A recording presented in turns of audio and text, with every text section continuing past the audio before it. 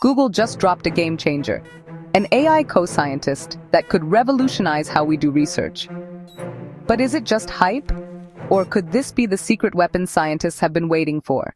This AI isn't just reading research papers, it's generating new scientific hypotheses on its own.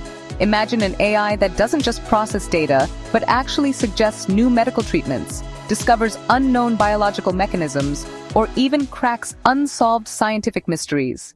How does it work? Google's AI co-scientist acts like a team of virtual researchers, each specializing in different scientific tasks. The brainstormer proposes new ideas. The fact-checker verifies accuracy. The planner designs experiments. The reporter writes up the findings. And guess what? It already made a breakthrough. It proposed a new method for gene transfer and even suggested treatments for liver disease. Scientists from Stanford and Imperial College London are already using it to push boundaries. But here's the big question. Does this mean AI will replace scientists? No.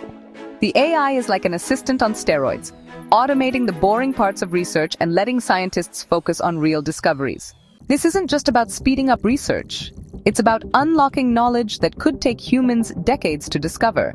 So the real question is, what happens when AI starts making discoveries beyond what humans can even understand? Let me know your thoughts in the comments.